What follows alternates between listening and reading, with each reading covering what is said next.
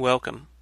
I'm Sebastian Mahfood, and you're listening to WCAT Radio, the on-air wing of En Route Books and Media, bringing you the dulcet sounds of Catholic wisdom with Bob Olson, who will now introduce today's show and speaker. Welcome to the open door. I have left an open door before you, which no one can close. Open to the love of God, open to joining His stream of love for others, which no one can close. So let's go to welcome our panel, which is led by Dr. James Hannock from Los Angeles, philosophy professor, father of 5 children, pro-life activist, editor at New Oxford Review, Dr. Rhonda Chervin, professor of philosophy, and Commander Al Hughes from Corpus Christi, Texas, colonel in the Air Force, a married father who converted to the church from being an agnostic, also has degrees in engineering and in pastoral studies. And Dr. Hannock, you have a guest today. Yes, I am delighted to be able to introduce Mitzi Helmer, a main player in the American Solidarity Party, hails from Virginia, more precisely a D.C. suburb. She made a valiant move to run for state representative. That's what it might be best described as, but I guess it's really House of Delegates. And there's a problem, as I recall, with collecting enough signatures. She had more than enough, but that proved not to be quite enough. Mitzi was once upon a time a social worker. Now she's an immigration attorney, and I haven't mentioned to her that one of my daughters-in-law is an attorney who works in immigration. I'm not sure she could be described as an immigration attorney, but she vets people looking for political asylum, and she has a special interest in this because her whole family got political asylum coming from Ukraine. Now, Mitzi probably doesn't want to have more glow on this glowing introduction, but I can tell you that her favorite word is, although strictly speaking it's 2 words, mens rea, a guilty mind. And I know with regard to any disputes we've had, she has never had a mens rea, although it's quite possible that I have. So, with Mitzi joining us and participating at any point at which she might like to, I would like to turn to our focus for today, which is a plank in the platform titled Economic Participation.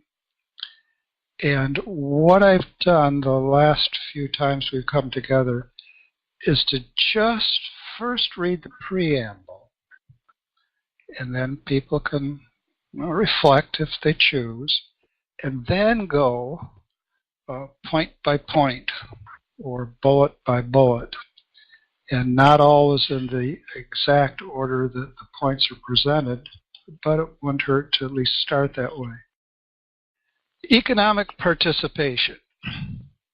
We believe that the U.S. economy should be built around the needs of the human person rather than focus primarily on consumption and the accumulation of wealth. Quick sidebar, I hate to be referred to as a consumer.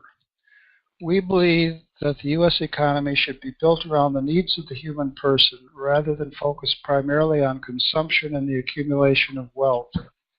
It should create opportunities for self-sufficiency, sidebar, not growing ridiculously rich, create opportunities for self-sufficiency while encouraging ownership of our responsibility to look out for one another.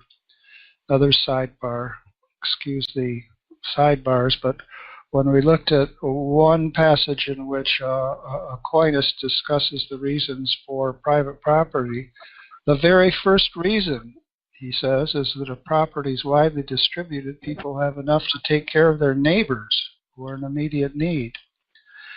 Continuing, government has a role in fulfilling this responsibility in partnership with the private sector. We urge solidarity, American Solidarity Party, we urge solidarity, turning the page, among people from every strata of society, rich, poor, middle class. We encourage solidarity, not class struggle. Sidebar. We are committed to building an economy that is fair and transparent, using models of production and distribution that are local, responsible, and sustainable. Local as in subsidiarity. Okay, that's the preamble. Any thoughts?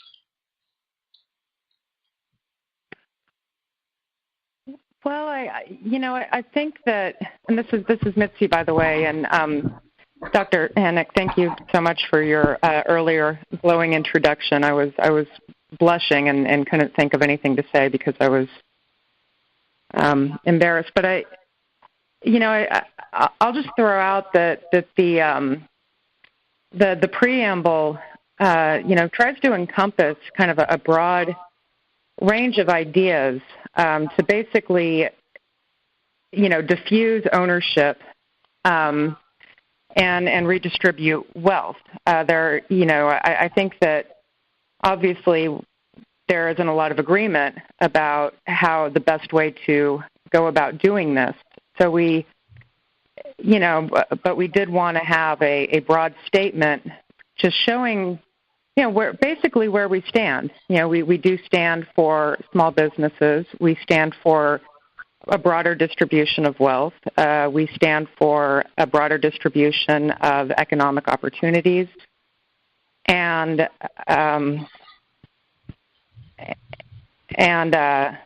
the reduction of the concentration of wealth. So I'll just start with that. Good start. Okay, well, I would like to, this is Rhonda Chervin. I'm a philosophy professor, friend of Jim Hannick. Actually, I hired him at Loyola Marymount many years ago, 50 years ago? Well, what was it? I was thinking that was more like about 1993, wasn't it? I don't know. No. 76.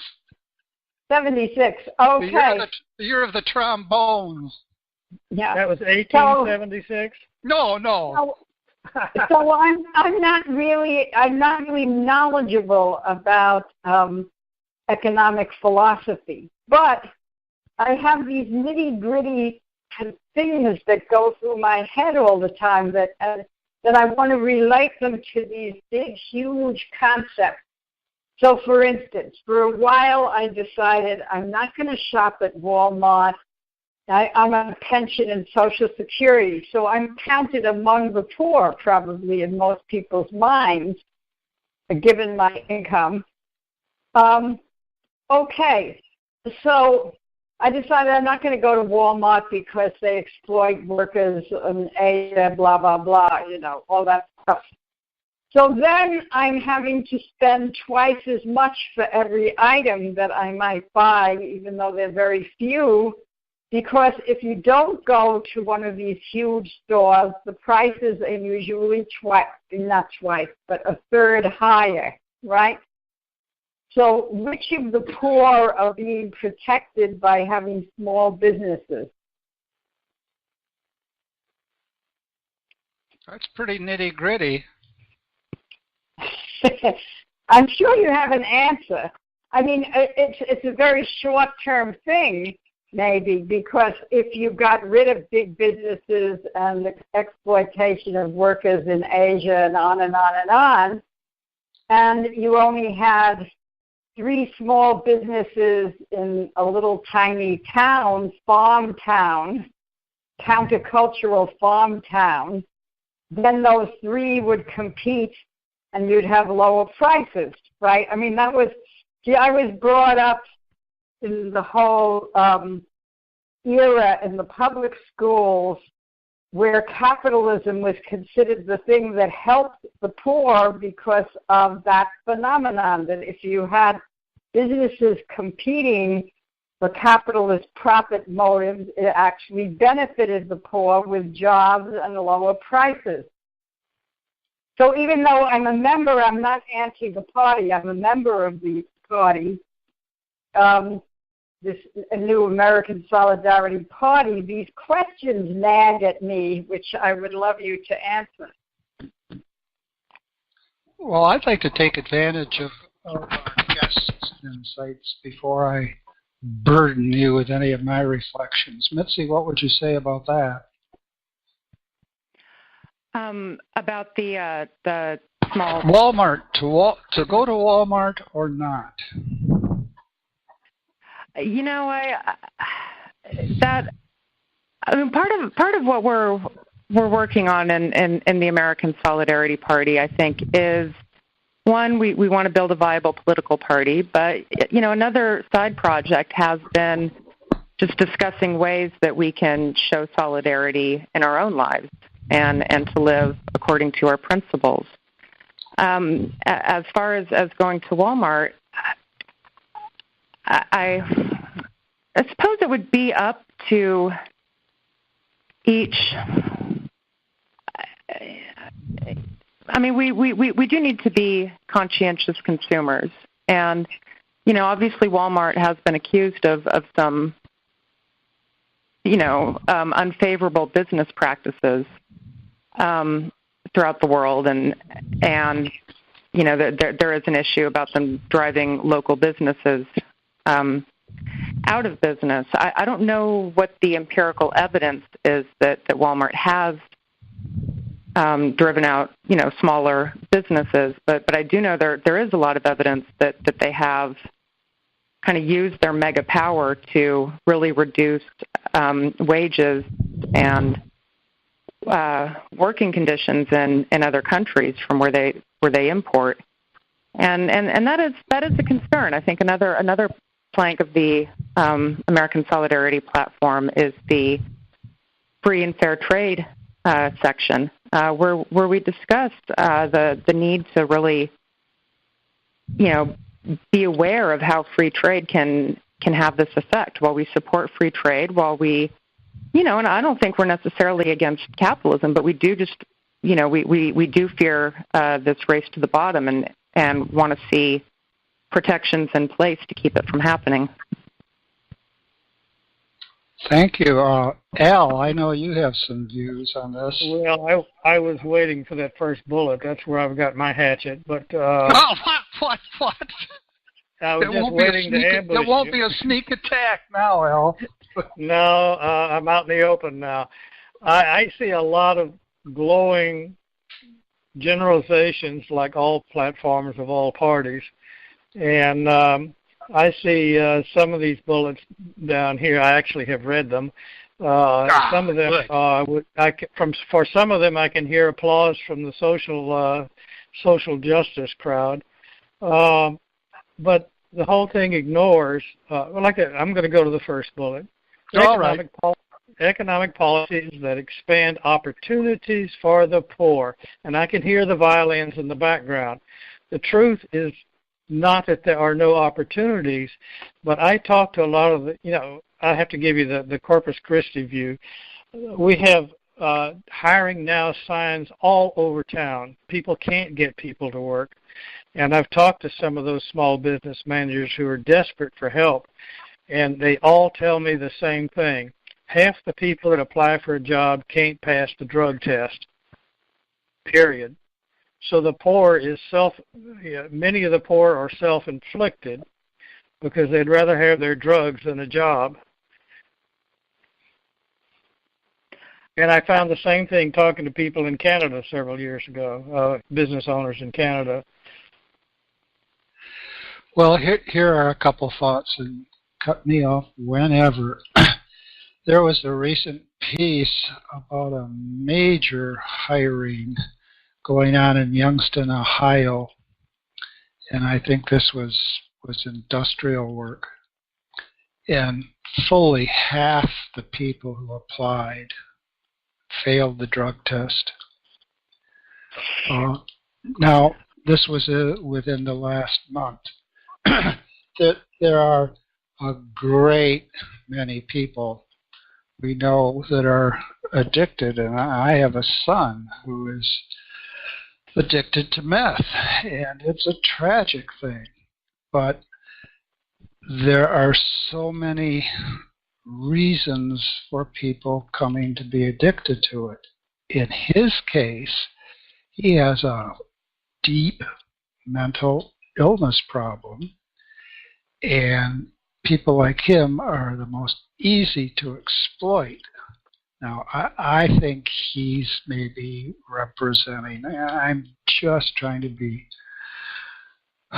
reasonable here and conservative. I think maybe he represents, or is typical of, maybe 5%, maybe 7% of meth addicts. But that there are a whole range of people that are culturally cut off from anything that would inspire them to do anything. I think their addictions begin with idiot videos and games and so forth that put them into a kind of a trance. And then I think there are people who have been unemployed for so long that when the employment signs come up, it would be really, I think, naive on our part to think that that's going to make a 6-week turnaround. And then there's something that, as the only active Christian Democratic Party in the country, the Solidarity folks would be aware of. We don't have to trumpet it. There is such a thing as original sin. You could present great opportunities for people, and people might still very well not pursue them. Simply out of, well, in the Middle Ages, it was referred to as acedia. We have a fear of reaching out for the very best, and because we have this fear of reaching out for the very best, we content ourselves with the not so good until it looks to be pretty good indeed. But then, and now I want to come to the point that I think has a political connection most immediately. You don't have much of an opportunity to develop a business if you can't get credit for the business. And to get credit for the business doesn't mean you get credit for the business to run for 6 weeks. You've got to get credit and capital for the business to run for at least a few years. You have something like Amazon that doesn't show a profit for what? I don't recall exactly, but 6 or 7 years it didn't show a profit. What difference did that make? They had enormous capital. The reason why I think most businesses, small businesses, fail is they don't have the right kind of capitalization. And far from being opposed to capitalism, I think the American Solidarity Party, in the language of G.K. Chesterton, would say, capital, the more widely distributed it is, the better. The trouble is it's not very widely distributed. And if you have access to lots of capital and you're not a complete idiot, you can make more and more and more, thereby leaving farther and farther behind the people that didn't have very much to start with. I mean, well, we can take one last add-on. We can take as a case, a stellar case of somebody. There's a fellow who's president of the United States who went bankrupt maybe, half a dozen times? Well, if you're somebody who's trying to start a small business for the first time and you go bankrupt, chances are you're going to stay bankrupt. But other people can go bankrupt again and again and again and make money off of going bankrupt. There's something rotten in Denmark. Mm-hmm. Yeah.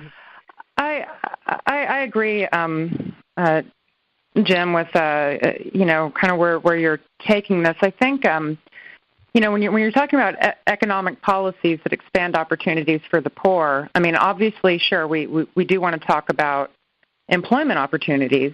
That's very important, and we want to talk about barriers to employment as well, and whether and to what extent those barriers are justified, and that's certainly important. If you've got situations where half of a community or half of the unemployed job seekers in a community can't get a job because they can't pass a drug test. I mean, that's, there's a crisis there, and the addiction is obviously a public health crisis that we also want to address. But really, when we talk about economic policies that expand opportunities for the poor, I think in a lot of ways, we're also looking at, yes, supporting small businesses, supporting, and the growth of businesses so that, in order to rebuild our middle class, we do want more business owners, and we do want more ownership so that we can, in order to rebuild these opportunities that people used to have, I think. And, this goes back to kind of these big corporations that are kind of squeezing out, I think, in some ways, the little guy. I mean, I hate to use such a cliche, and I don't know that I necessarily hate big corporations, but I do recognize the problem, and this is a threat to our democracy, I believe. Oh, okay. I have a funny incident. No, well, not funny, but apt incident. Okay, I'm having cataract surgery, and during the anesthesiologist comes in, and he happens to be from Asian India. So it was just the time of this big scandal involving, I don't know if it was Walmart or Kmart, but one of these big corporations with a fire and all this bad stuff. So I asked him what his opinion was. Now, he's an Indian anesthesiologist in the United States. And he looked at me with contempt, and he said, "You academics don't have a clue what's going on in my country. In my country, the starving people, the only way they can avoid starvation is their teenage girl working in one of those factories. So just, shut up, basically." So here's the poorest of the poor, ironically getting jobs, because even if they're very low paying, because of American capitalist business, huge businesses. So, a related thing is people saying when we raise the minimum wage, then less people got jobs because instead they have people working overtime so they don't have to pay another person a higher minimum wage. So how does all that factor in? Well, since there's been a pause of at least 3 seconds, let me speak to 2 points of Rhonda's. Point number 2, because it was the most recent one, and then we'll back to point number 1. I don't think that we have any reason to take as gospel truth something that someone says because that someone is from a third world country. After the cataract procedure had taken place, I would have said, gee, why don't the truly super rich in India do something to help their own people? Why don't they do something? It's not as if the only thing that could be done in India is people dying of starvation on ever smaller farms or being exploited by transnational corporations. What you could do, and what people everywhere need to do, is to help the people closest to them. And to what extent, sir, have you done that, given that you're obviously making a very good living as a physician? I say that because, as a longtime member of the Lay Missionaries of Charity, I've heard any number of glowing reports about the closeness of family life in India, which never mention whole families in India that sell their own daughters into prostitution, as if that were the only possibility. It's either that or we all die tomorrow. I don't believe that for a minute. There's all kinds of wealth in India. And I don't think India should get a free pass any more than the United States should get a free pass. Now, going back to the first point, the question... Well, that's excellent, Jim. I really think you're right. Thank you. Thank you very much. Okay, now going back to... he said pontificating. Going back to whether to go to Walmart or not. Not very long ago on this show, Mitzi, we talked about the Benedict option and how it's really a spectrum. There are many stops along the way. One of the things we can do, and we can show it as solidarity people, or if we never heard of the American Solidarity Party, which the vast majority of people never have, among ourselves we can say things like, at the parish, we can say things like, gee, I'm going to have to go to Walmart. And there are a lot of problems with Walmart. Could anybody help me with this project, that project, the other thing that I need to get? We can form local co-ops. And in the history of the Catholic Church in America, many a parish has had its own credit union. Now, I think that there are very few credit unions now, but maybe things have now gotten bad enough so that many parishes will again have credit unions and again have their own cooperative groups. Dorothy Day used to say, among the many wise things that she used to say, is that she thought that, roughly speaking, we should spend 90% of our time building, constructing, doing things on our own positively, and with the other 10% of our time, make it crystal clear the various ways the world is going to hell in a handbasket. But it was 90% of the time constructive, 10% of the time be very, very careful. There's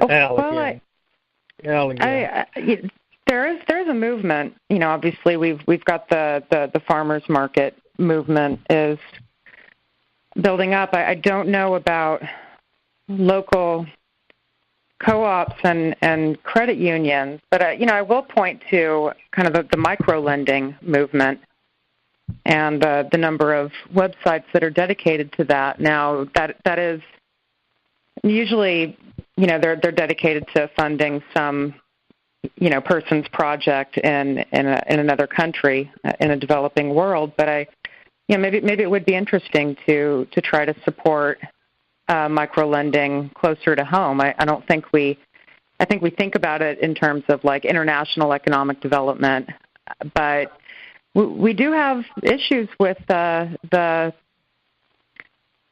middle class and business development here at home, and maybe we could examine micro-lending options here. And now that I think about it, I think that there is a little bit of that going on. I think there are some websites where people can ask for loans, but I don't know how common it is,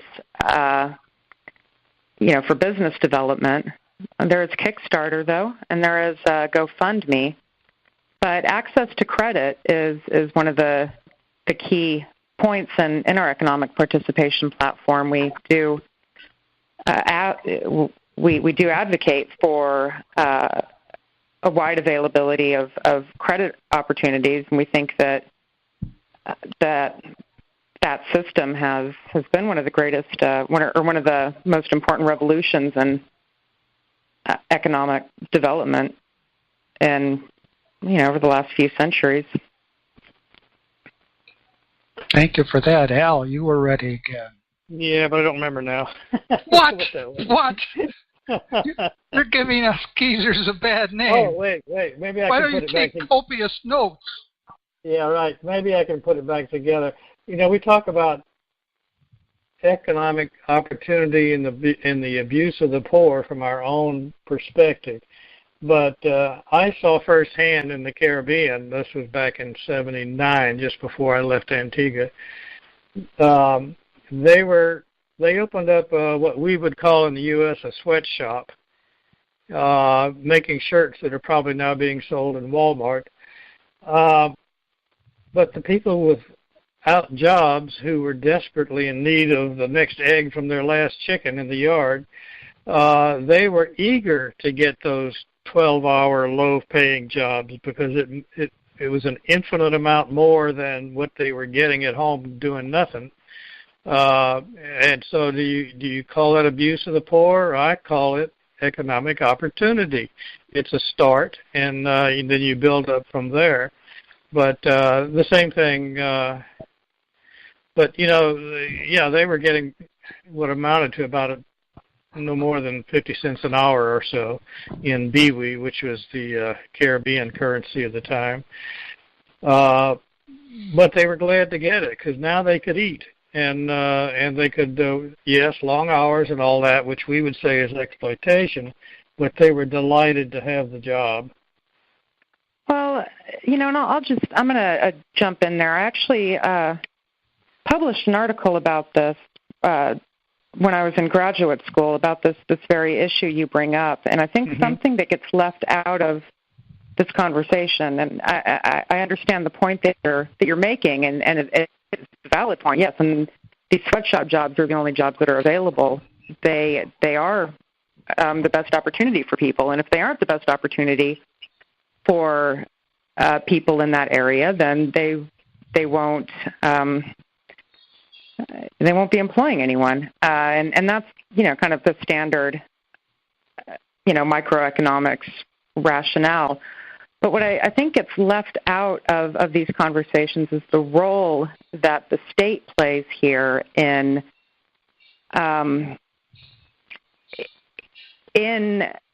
restricting other opportunities for employment for its people. There have been a couple of instances, for example, where the state has seized the farm. I think in Central America, you have instances where governments have seized the local farms and the lands that people were living off of, and turned them all over to a international coffee company. And where do you think all of those people who had their land seized ended up working? So I think that is something we need to keep in mind, that in a lot of times the governments in these countries are enacting policies that take away other opportunities in order to obtain some benefit from these big corporations, and that's certainly been a problem in the past. And if anyone's interested, I can share the article I wrote about it later. It's probably a bit dated, maybe 15 years old by now, but I think it is kind of relevant to what the point you just made. Yes, please email it to me. Okay. Oh, okay. It happens two of the things you said, Mitzi, fit with experiences of mine. One was I happened to meet the French head of microloans from a bank in France who happened to know this hermit monk where I was living in this hermitage of the lay contemplative. And this monk is an American monk who became a monk in France and got to know these French millionaires in this bank who were running that very program of microloans all around the world. So on a long trip to Mexico where they were giving loans to people in a small village, these microloans, all the way down there and back, they explained to me and others who were in the van this whole fantastic system of microloans in great detail. So I was thrilled by this, and it was then, 10 years later, I asked someone, how is that going, that microloan program? And I was told, now of course this is anecdotal, but I was told it's floundering because they picked this middleman leader to run the little venture, like selling oranges on a street corner. And then these administrators of these tiny little programs, they become corrupt and start exploiting the other people or something like that. Again, that's anecdotal, but it's, of course, it's coming to mind.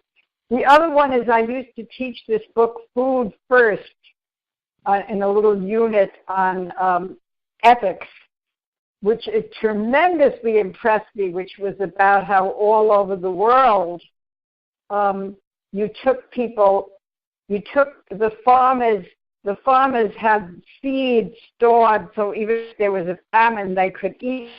And then instead they started producing stuff for third world countries like asparagus and strawberries to sell to Americans cheap instead of their usual farming things that could feed them.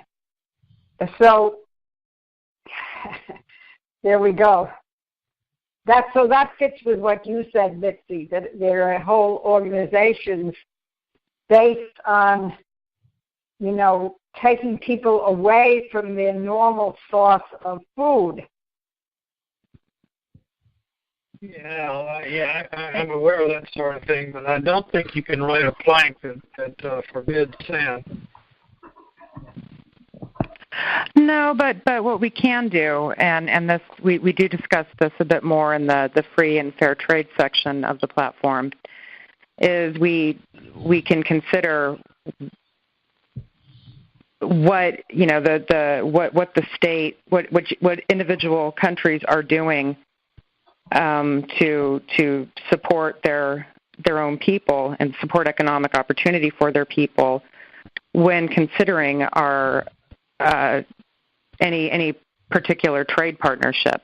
And I think we do acknowledge that that kind of unbridled, free international trade can encourage a race to the bottom. And, we do advocate for disfavoring trade with countries that engage in practices that, are designed to create international, labor supply for international corporations. I mean, that's certainly something that we would discourage and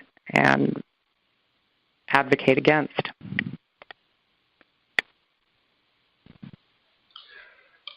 This is shifting the focus a bit.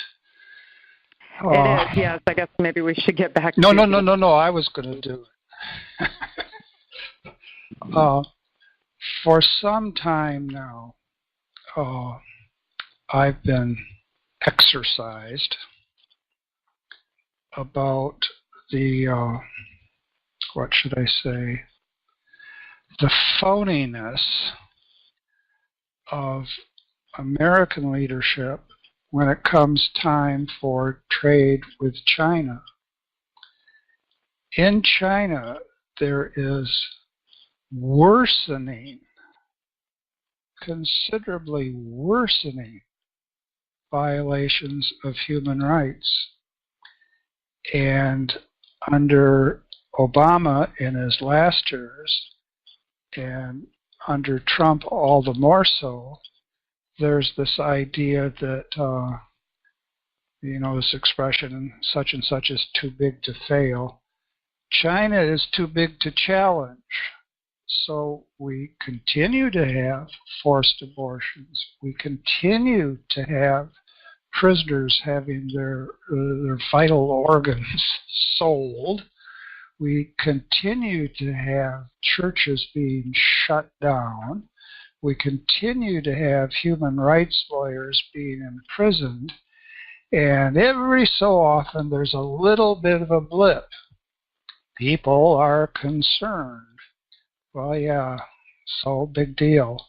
But the United States government isn't concerned at all because trade determines things. Short-term economic considerations determine things. And I think this happens at the international level. I think it happens at every level. And I would love to see a party such as our party. We don't have to do it day and night, but say something like, when it comes to economic arrangements, local, national, international, we are going to say the person comes first. And any direct violation of human rights is intolerable and ought to be challenged. So there's a free rant for you. Well, so then since the U.S. has how many 60 million abortions now? If there were any countries that didn't have abortions, should they have sanctions against us? Well, I wouldn't hold it against them, but I doubt if any of them would have the guts to do it. I'm not sure there are any such countries. No, but I'm just challenging the idea that we think sure, fine. Since we are the good guys, we should be punishing China, which I agree is horrible. No, I think we should be challenged too. I mean, we have here, even in the land of the free and the home of the brave, scripturally speaking, we have no lasting home. Better to tell the truth and deal with what follows than to cocoon ourselves in a lie. Yeah, but what I'm saying is it makes it sound when we say we should not deal with these evil Chinese as if we're the good guys. No, I don't want to give that, but I don't want to give that impression because we're not the good guys. I don't think there are any good guys. And I think that in terms of, a couple of things, back to the sweatshop and X, Y, or Z getting started. That could be all right, but let's see the plans on paper and publicly committed to turn the sweatshop direction over to the people who are doing all the work. I think that's really extraordinarily important. Number 2 on this list of points says the right of workers to be compensated for the wealth they create. If you hear a background noise, that's my computer. I think it has asthma. The right of workers to be compensated for the wealth they create and to participate in economic decision-making. So there can be all kinds of startups that have to pay dirt poor wages to get a start, but as the profit is made, the people who are really responsible for doing the work ought to direct the economic policies of the company. Well, indirectly, we're union. Whoa, hey, here he comes. Yes, Commander. I think you're talking about co-ops, and that's all, at least in this country, that's always an available structure for business. Yes, yeah. And in fact, I grew up around a sugar mill in Louisiana where my father was the business manager. That was a co-op, and it was owned by all the farmers who were growing sugar cane within 20, 30 miles of the mill. Excellent. So we got all kinds of American precedents that we can build on. Yeah.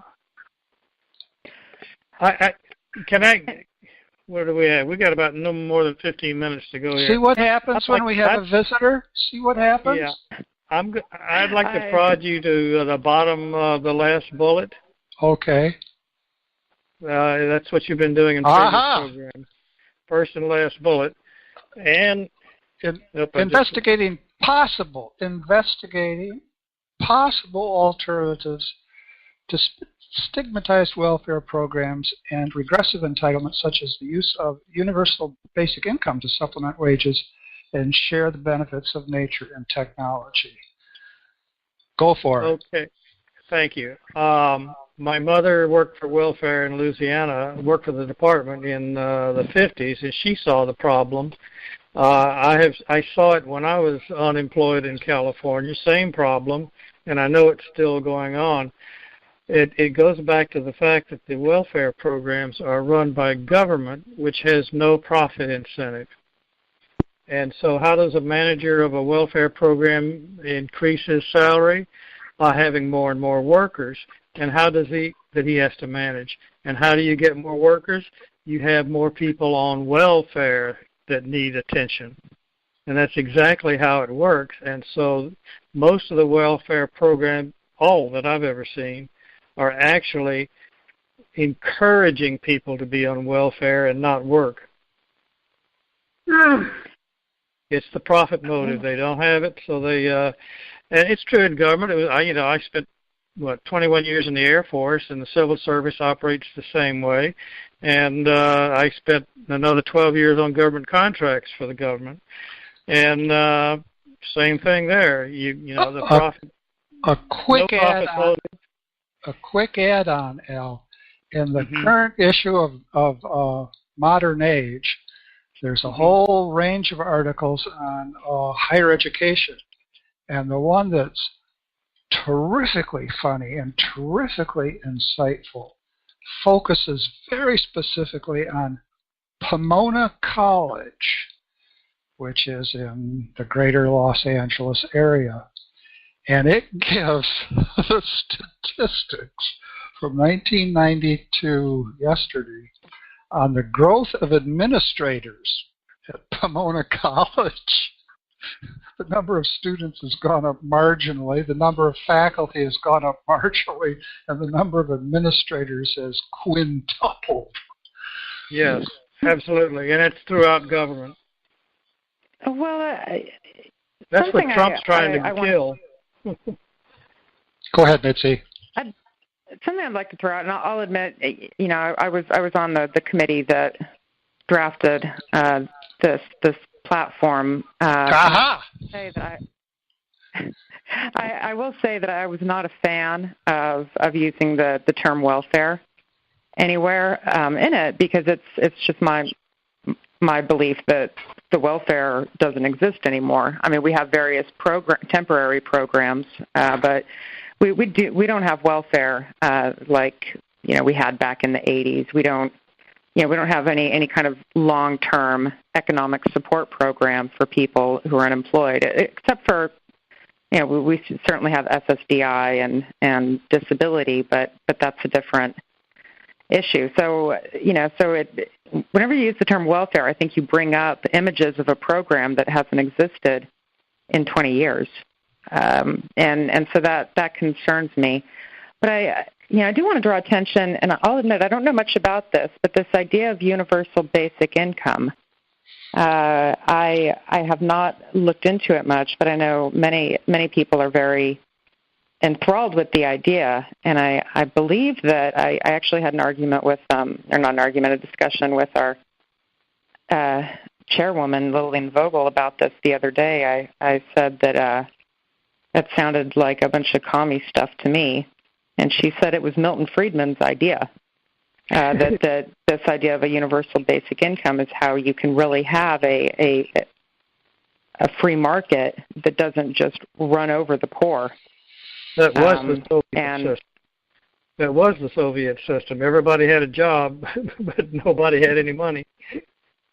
Well, and I think, and I don't know if anyone knows more about this idea, and I'll admit I haven't read into it much, but I am intrigued by this idea that, I don't think universal basic income is an idea to give everyone a job. I think it's an idea to support almost the free market, which is intriguing to me. It was brought to a national vote in Switzerland within the last 3 months, but it was defeated. Well, at any rate, I think the platform is right in saying it's worth investigating. Yeah, yeah, that one it's going to shock you, but I would actually support that one if it means what I think it means. So you and Milton Friedman are both moles in the system. But from different I would have sides. never expected it of Milton Friedman, nor you. Yeah. So the welfare what do you think system it needs means? to be totally redesigned, and somehow we've got to get around that problem of a lack of a profit incentive for the people that run those programs. But see, that's also, pardon me, that's also how politicians operate, is by they take most of your money, give a little bit back, and hire more people with the money you've given them, and that's how you buy votes. Pardon me. Now, lest we lapse into to a despairing finale, not grand but despairing, Okay. which we oftentimes do. And I mentioned, I think, to Mitzi that we need somebody who's really action-oriented, because we sometimes think at the end of our discussions, well, better to light a candle than to curse the darkness, but not that much better. There is precedent for this. I mean, a profound precedent. Mitzi's very concerned that we not just talk to Christians. And Al tends to think that we could say more if we were more explicit in our Christianity.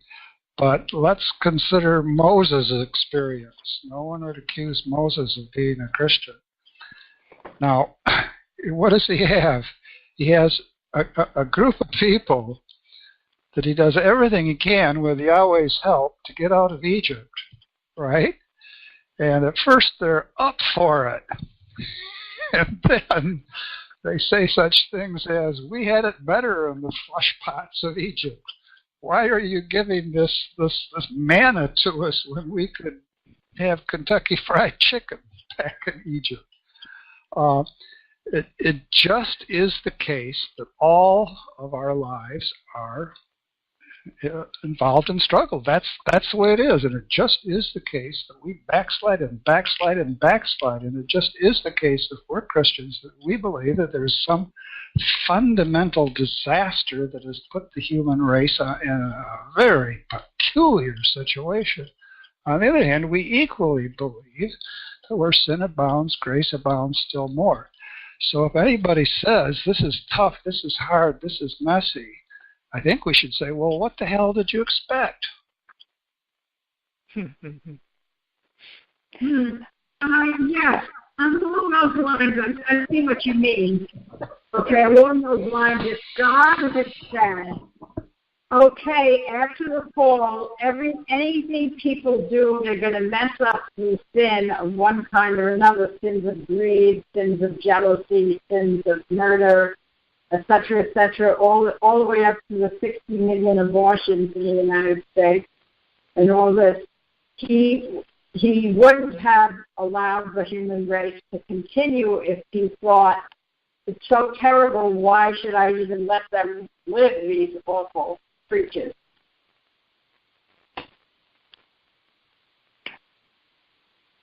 You know,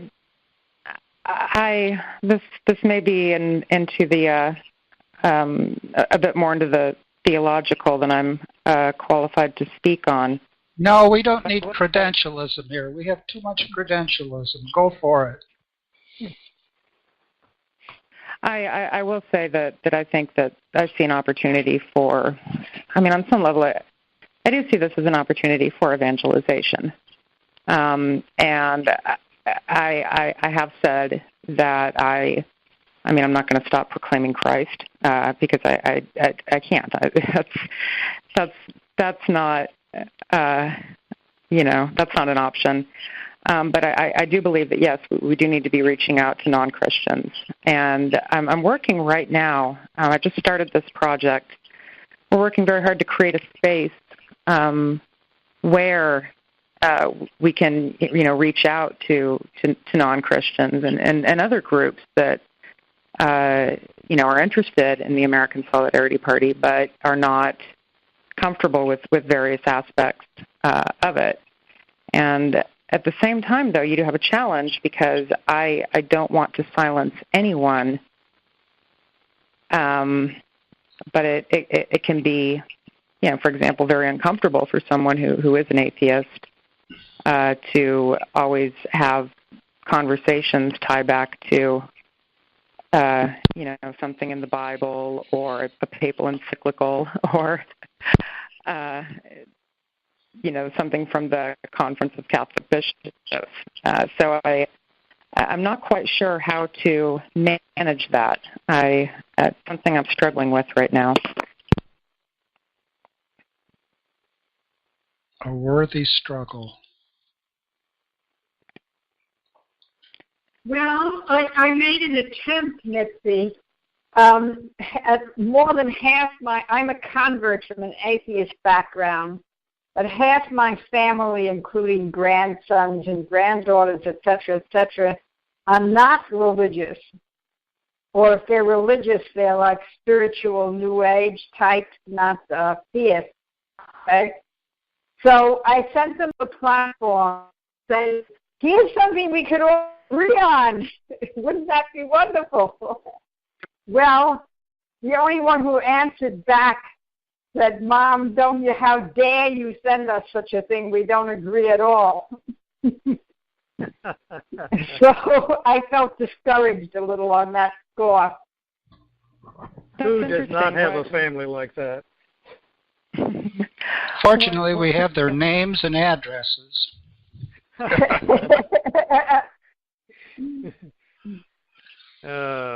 I'm curious to hear what particular points did she find disagreeable? The whole thing. They're Sanders or Clinton fans. Oh, they don't like anything that has, anti-abortion in it for sure in the platform. Huh. Okay. Yes, and that's been a lot of my experience as well. But I would like to move past that and try to find common ground. Yeah. Oh no, I think it's a very worthy endeavor. I'm just saying that was my little experience with trying to do thinking that they might, because they don't talk to me about abortion because they don't want to get me into my, they don't want to deal with me, so they don't mention that. But I'm sure that's part of it. We have 3 minutes. I'm going to have to excuse myself, everyone. Thank you so much for your time. Thank you. There's something brewing outside of my office. We have 2 minutes. Mitzi was calling from her law office. Yeah, thank you, Jim, for bringing her on. She was very good. Somebody was probably serving her a subpoena. Yeah, this is Al. I wonder if people would agree that we should have her regular on this program. If she could come on, it would be wonderful. I'll extend the invitation. I've been trying to recruit these people, but I think one of the things is, if you're on the East Coast, a radio program that they associate with California, oh, well, that would be nice, but I've got these 10 things lined up already. So I must say I thought it would be easier to get them than it has been. Now, Mitzi is obstreperous, and I think she really can't turn down an opportunity to speak, so I'm going to really work on her. Good. Well, we're out of time. And you got a quick close there, Jim? Lord God, watch over us, guide us in our efforts, and help us not to misuse the great gifts that you have given us. Amen. Amen. We'll be back next week, same time, same station, with the Open Door. We hope you enjoyed the program and will join us back for another show on WCAT Radio. This is Sebastian Mahfood. Good day.